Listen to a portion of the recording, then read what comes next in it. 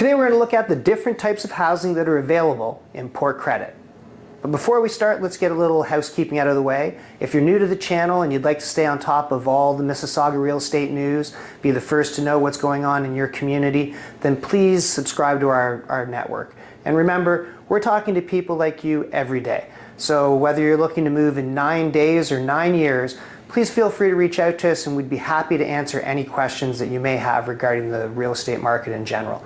So with all that out of the way, let's have a look at the different types of housing that you can find in Port Credit, Mississauga.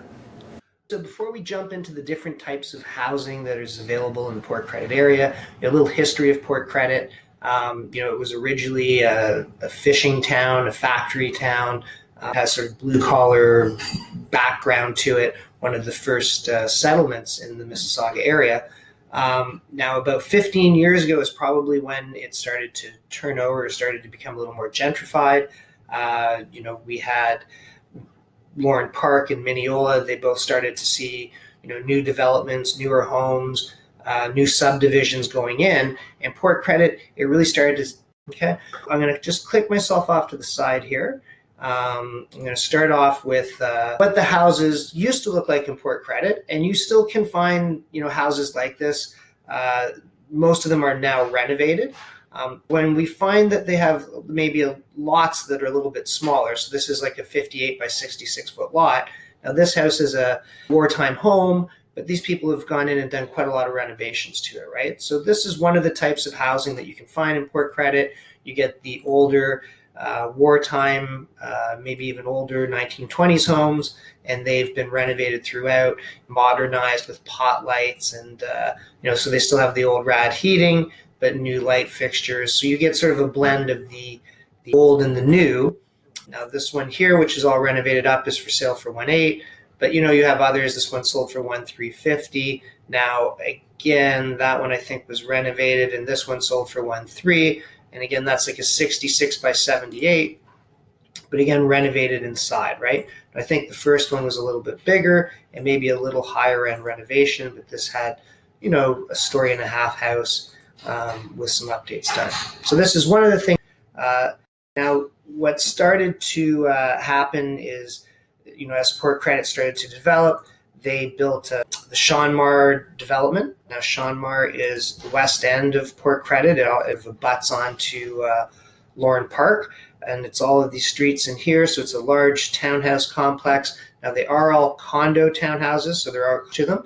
Like I said, these are probably 25 years old, maybe 30 years old. So these properties, they're older than 30. Let's say they're 40 years old.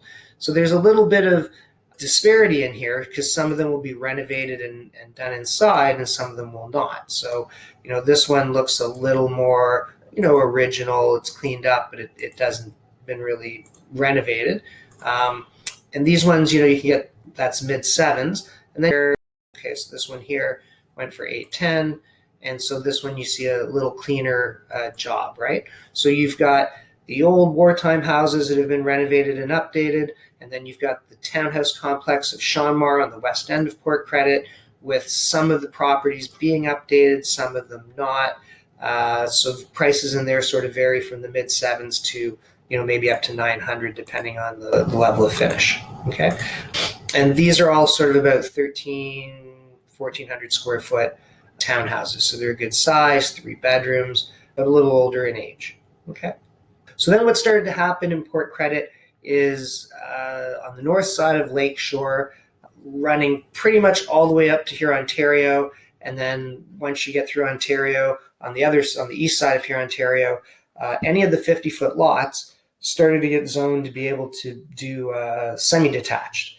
So some of these ones, like this one here, is a little bit older. It was probably done more like 10 or 12 years ago. It has sort of that more traditional look to it.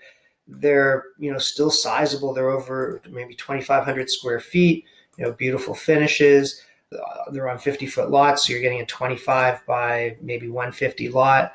So pretty much all along the north side of Lakeshore, all the little streets that run off of there, Benson, Broadview, all of these have Pine. They all have these semi-detached. And more recently, the look has become more this modern style, right? So this one's for sale right now. A little bit more modern look to it. and we see quite a lot of these going up also. Okay, now this one's for sale for 1.9. The most recent sales in here, the one on Pine sold for 1.9. This one sold for 9. So if we go back sort of through pricing, you can get the townhouses in Seanmar for mid-7s to mid-8s. You can get the renovated wartime houses for sort of in the 1.4 to 1.5 range. And then you can get these newer semi-detached somewhere in the 1.9 to, let's say 1.8 to 2 million range.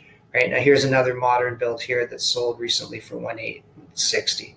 Okay, and this one on Broadview 1.950. So, right, so we've got those three styles of housing. Now, in the south side of Lakeshore, even though the lots were 50 feet, they did not have them do semi-detached. They allowed them to do sort of custom-built homes. Now, these lots really are just on the east side of Huron, Ontario, south of Lakeshore. They vary in size, but we've got, these streets like Oakwood, Cumberland, Minawa, Juanita. They've all sort of got new custom built. So this one here on Oakwood South, we're just under $4 million, and that house is about 3,200 square feet. You've got this gorgeous modern build on Juanita for sale for 4.2. Now this is a little bit bigger than the last house, probably more like 4,500 square feet. But, gorgeous house down there. So these again are all south side of Lakeshore, and that whole pocket has sort of been redone. Now this one here on Juanita is up to 5 million. Now it's a little bit bigger lot, so instead of a 50 by 150, this one's on a bigger 75 by 150. And this house is over 5,000 square feet, so it's a much larger home. Okay, and then we get the waterfront homes. So on Cumberland, it's the one street where you can find waterfront property there. Now this one's a 50 by 250 lot. The house is about 10 years old, and it's about a 5,000 square foot house, and it's sitting on Lake Ontario. So you got 50 feet of waterfront. Gorgeous home. Now this is for sale for $8 million. So on that south side there, that's sort of where all the high-end homes that rival the prices of Lauren Park and Mineola sit. What a gorgeous view, right? That could be your view every day for $8 million. Okay. So more recently, what we've seen in the Port Credit area, and really across the GTA, is there's a push on densification. And the government is wanting us to build closer to the GO stations. So with the GO station being in Port Credit, we've started to see a lot of high-rise buildings that have popped up, all sort of circling around the GO station so that people can live there, jump on the train, and be to work in 20 minutes. And there's been quite a few that have come to market recently. Now, it all started, the first condo buildings down there were sort of 65 Port Street, and there's some other along Port, but Port was sort of one of the high-end addresses that was here. They have waterfront views. Let me get down to Port. Sorry, 65 Port. So they have waterfront views, and here we go. So that's a view off the balcony, right? So you've got, there we go.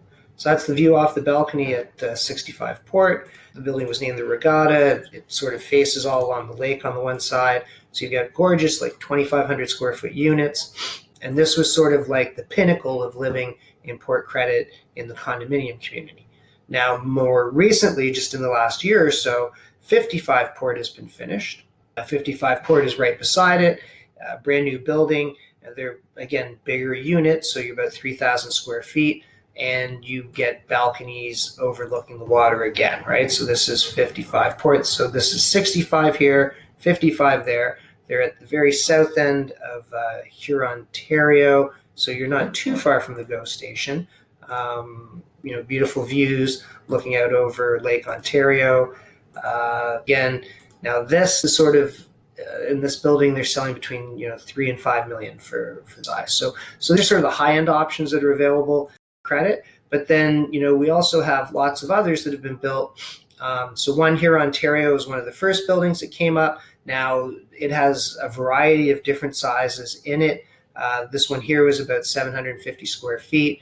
It sold for $682. So you're sort of like $900 a square foot or so in one here, Ontario. Now they have large penthouse unit right now that looks out over the lake, and that's for sale for $3 million. But definitely there's options in this building Here's another one that just sold conditional for $700,000, and it's over 800 square feet, so sort of that 900 a square foot again. Okay.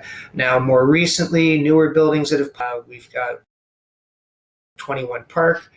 It's $1 million here on 21 Park for about 950 square feet. So these newer buildings are charging slightly more per square foot than one here in Ontario was. They're back a little bit from the lake. The GO train is within walking distance, and we're seeing more of these buildings getting pushed into this neighborhood as the government tries to densify the area and get people walking distance to the GO trains. Okay, so there's 21 Park, which is occupancy, so people are selling them off as they close. And then let's see where else we got here. And then if we go back, now this one here was built a little bit before. It's about 3 or 4 years old on 8 Ann Street, and again $800,000 for a 900 square foot unit, right? So 900 a square foot in the buildings that have been up for 4 or 5 years. You're probably a little over 1,000 for some of the newer buildings. Lots of options down there. There's more being built. Definitely everything sort of centering around that GO train. And then the most recent and anticipated development that's gone on right now is the Brightwater community.